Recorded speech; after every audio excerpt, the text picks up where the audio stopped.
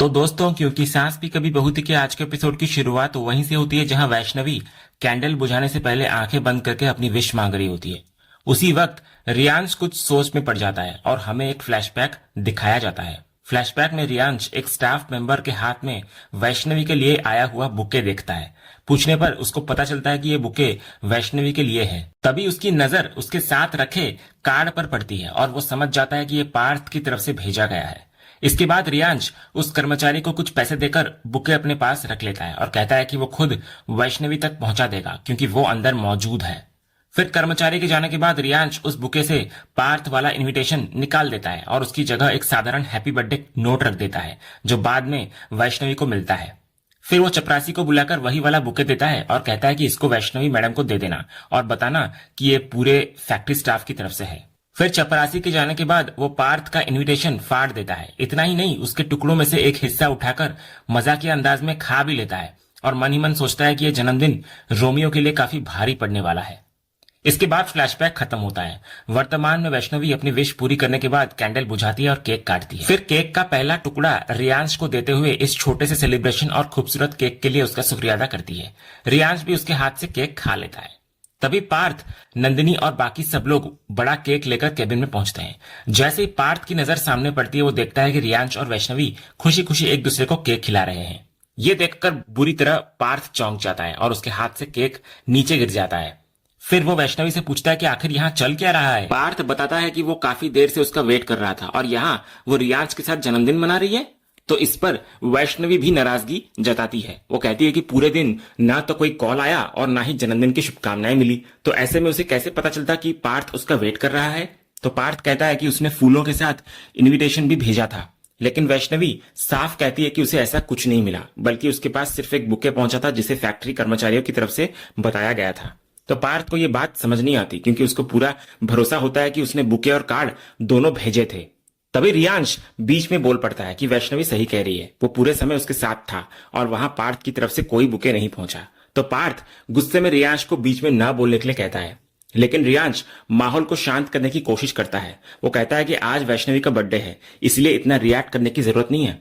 वो पहले से उदास थी, इसलिए उसने सिर्फ उसके लिए केक मंगवाया था। तो पार्थ और ज्यादा नाराज होता हुआ नजर आता है। वो साफ कहता है कि यह मामला उसके और वैष्णवी के बीच का है और किसी तीसरे को इसमें दखल देने की जरूरत नहीं। लेकिन रियांश फिर भी उसे प्यार से चीकू कहकर समझाता है कि सचमुच वहां कोई फूल या इनविटेशन नहीं पहुंचा था और वैष्णवी झूठ नहीं बोल रही।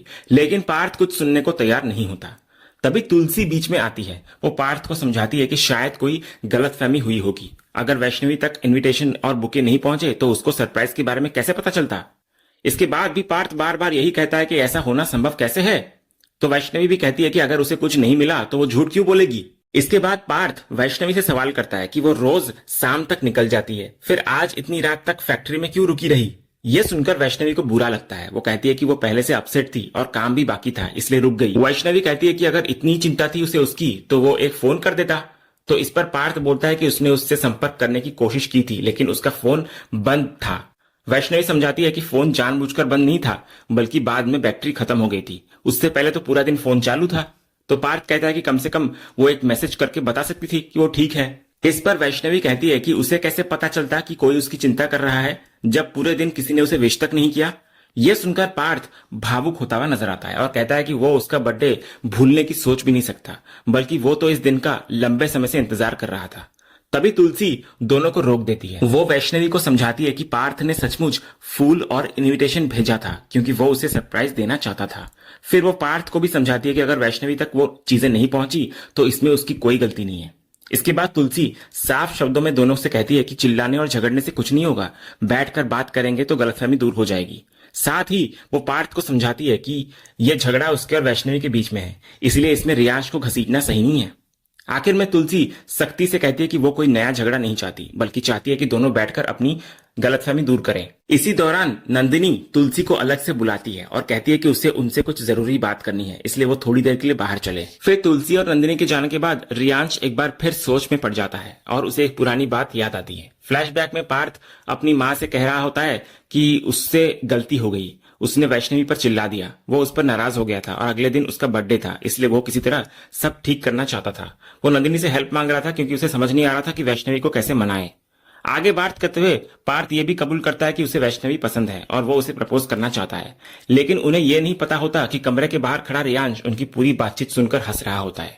फिर फ्लैशबैक खत्म होता है और वर्तमान में लौटकर रियांश पार्थ की तरफ देखकर कहता है कि आज के दिन उसे ऐसा बर्ताव नहीं करना चाहिए था। उधर कैबिन के बाहर नंदिनी तुलसी को अलग ले आती है। तुलसी उससे पूछती है कि आखिर बात क्या है। इस पर नंदिनी सवाल उठाती है कि अंदर जो कुछ हुआ वो क्या था और आखिर वो ऐसा क्यों कर रही है। तो तुलसी समझाती है कि पार्थ और वैष्णवी के बीच गलतफहमी थी, इसलिए वो सिर्फ दोनों को समझाने और मामला शांत करने की कोशिश कर रही थी। लेकिन नंदिनी तुरंत पूछती है कि रियांश को उन्होंने क्या समझाया।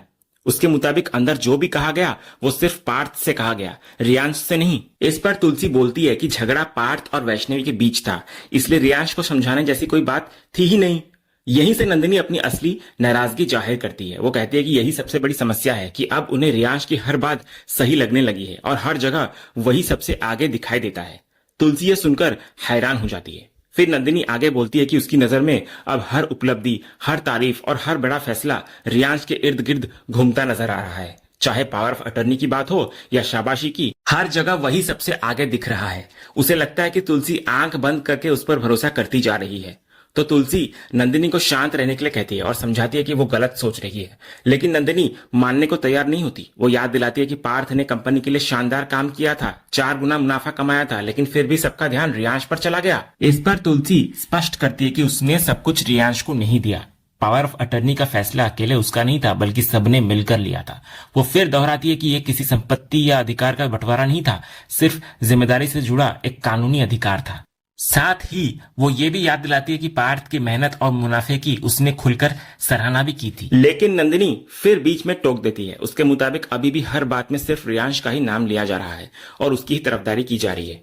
वो भावुक होकर बोलती है कि उस लड़के को घर आए अभी मुश्किल से 2 दिन हुए हैं, लेकिन उसको सबसे आगे ला खड़ा किया गया है, जबकि उसके इतने सालों की मेहनत और समर्पण की अब कोई कीमत ही नहीं बची। इतना बोलकर नंदिनी जाने लगती है। तभी तुलसी पीछे से उसको रोकती है और पूछती है कि आखिर इतने सालों में ऐसा क्या किया गया है जिसका हिसाब रखा जा रहा है। इस पर नंदिनी बोलती है कि अगर पीछे मुड़कर देखा जाए तो करण ने इस परिवार के लिए हर मोड़ पर अपना सब कुछ दिया है। वो याद दिलाती है कि अमेरिका का कारोबार संभालने के साथ साथ उसने हर संकट में इस घर और परिवार का भी साथ दिया। जब भी जरूरत पड़ी वो सब कुछ छोड़कर यहाँ आ गया। कई बार तो उसने अपने निजी जीवन और परिवार को भी पीछे रखा। नंदिनी ये भी बोलती है कि जिस रियांश को आज इतना महत्व दिया जा रहा है उसकी परवरिश भी करण ने ही की है। वो बताती है कि करण ने बहुत कुछ सहा है, यहाँ तक कि उनकी शादी भी टूटने की कगार पर पहुंच गई थी, लेकिन फिर भी उसने अपने रिश्तों और निजी परेशानियों से पहले इस परिवार को रखा। नंदिनी की नजर में करण ने हमेशा परिवार को प्राथमिकता दी, लेकिन उसके बावजूद पावर ऑफ अटर्नी किसी और को सौंप दी गई, यानी कि रियांश को। तभी तुलसी ये सुनकर बोलती है कि उसे नहीं पता था कि परिवार के लिए जिम्मेदारी निभाने, प्रेम करने और साथ खड़े रहने की भी कोई कीमत होती है जिसे बाद में गिनाया जाए। इस पर नंदिनी तुरंत सफाई देती है कि उसका मतलब कोई हिसाब किताब रखना नहीं है। वो तुलसी को बोलती है कि वो उसे अच्छे से जानती है और उसने कभी भी रिश्तों को किसी कीमत या लाभ के तराजू में नहीं तोला। तभी तुलसी नंदिनी को बोलती है कि वो उसे अच्छी तरह जानती है, इसलिए कभी सोचा नहीं था कि बात यहाँ तक पहुंच जाएगी। वो मानती है कि करण इस परिवार का बेटा है और परिवार के लिए उसने बहुत कुछ किया है। कभी घर की जिम्मेदारी उठाई तो कभी फैक्ट्री के मुश्किल समय में साथ खड़ा रहा, लेकिन तुलसी की नजर में यह कोई एहसान नहीं था, बल्कि परिवार के लिए किया गया प्यार था। इस पर नंदिनी जवाब देती है कि उन्होंने जो भी किया उसके बदले में कभी कुछ मांगा नहीं, बल्कि बात इधर सिर्फ सम्मान और इज्जत की है। यह सुनकर तुलसी पूछती है कि आखिर ऐसी कौन सी इज्जत है जो उन्हें इस परिवार से नहीं मिली। फिर वो बोलती है कि उसे कभी अंदाजा नहीं था कि रिश्तों का हिसाब भी रखा जा रहा है। साथ ही वो ये भी कहती है कि ऑफिस में खड़े होकर इस तरह की बातें करना और ताने देना भी किसी सम्मानजनक तरीके का हिस्सा नहीं है। तुलसी को महसूस होता है कि शायद करण ने परिवार के लिए जो किया उसका बोझ और पीड़ा कहीं ना कहीं नंदिनी के भीतर सालों से जमा होती जा रही है। नंदिनी तुरंत सफाई देती है कि तुलसी उसकी बात को गलत समझ रही है। उसके मुताबिक असली तकलीफ यह है कि जो लड़का अभी अभी उनकी लाइफ में आया है उसने बहुत कम टाइम में सबसे ज्यादा जगह और महत्व हासिल कर लिया है। वो भावुक होकर कहती है कि इतने वर्षों के रिश्ते, समर्पण और साथ के बाद भी शायद वे लोग तुलसी के लिए उतनी जगह नहीं बना पाए जितनी रियांश ने बना ली, और उसकी नजर में इसकी वजह अंश की मौत से जुड़ा वो पुराना दर्द है जो आज भी कहीं ना कहीं मौजूद है। तो तुलसी ये सुनकर साफ शब्दों में कहती है कि रियांश उसकी लाइफ में 2 दिन पहले नहीं आया, बल्कि उस दिन आया था जब उसका जन्म हुआ था। फर्क सिर्फ इतना है कि उसे कभी पता ही नहीं था कि अंश की कोई निशानी इस दुनिया में मौजूद है। इसके बाद तुलसी एक माँ के दर्द की बात करती है। वो कहती है कि उसे अंश की मौत का अपराध बोध नहीं है, लेकिन एक माँ होने के नाते कभी कभी ये जरूर सोचती है कि अगर अंश गुजराल के प्रभाव में नहीं आता और उसके भीतर परिवार के खिलाफ जहर नहीं भरा जाता तो शायद उसका लाइफ अलग होता। यही बात कभी कभी उसे भीतर से परेशान करती है। फिर वो करण और पार्थ की बात पर आती है। तुलसी बोलती है कि माँ और बेटे का रिश्ता शब्दों में समझाना आसान नहीं होता और उसके और करण का रिश्ता नंदिनी कभी समझ नहीं पाएगी। वो कहती है कि वो मानती है कि करण ने परिवार का साथ दिया, लेकिन बच्चों का अपने परिवार के लिए खड़ा होना भी स्वाभाविक बात है। इसके बाद तुलसी पार्थ का जिक्र करते हुए कहती है कि वो उसका पोता है और उसके साथ भेदभाव करने का सवाल ही नहीं उठता। उसकी कोशिश सिर्फ न्याय करने की है। रियांश के साथ भी न्याय हो और पार्थ के साथ भी, इसलिए दोनों को बराबर अवसर दिए गए थे। तुलसी आगे बोलती है कि न्याय करना आसान नहीं होता, शायद इसी कारण हर कोई इसे निभा नहीं पाता, लेकिन वो इतना जरूर जानती है कि पार्थ के साथ अन्याय नहीं होने देगी और रियांश के साथ भी नहीं। लेकिन नंदिनी का गुस्सा कम नहीं होता। वो कहती है कि इन बातों से उसका दिल शांत नहीं होने वाला। उसके मन में यही बात हमेशा रहेगी कि रियांश को न्याय देने की कोशिश में पार्थ के साथ अन्याय हुआ है और ये बात वो कभी भूल नहीं पाएगी। इतना बोलकर नंदिनी वहां से चली जाती है। फिर नंदिनी के जाने के बाद तुलसी पूरी तरह टूट जाती है। वो बैठकर सोचने लगती है कि बरसों से नंदिनी के भीतर जो आक्रोश पल रहा है, कहीं वो पूरे वीरानी परिवार के रिश्तों को अपनी चपेट में न ले ले। तुलसी को महसूस होता है कि हालात बिगड़ने से पहले कुछ करना जरूरी है। यही सोचकर वो तुरंत मिहिर को फोन लगाने की कोशिश करती है, लेकिन कॉल नहीं लगता। परेशान होकर वो खुद से बोलती है कि मुश्किल वक्त में मिहिर का फोन भी साथ नहीं देता। इसके बाद वो एक वॉइस नोट छोड़ती है और बोलती है कि वो जो कह रही है उसे टालना नहीं है।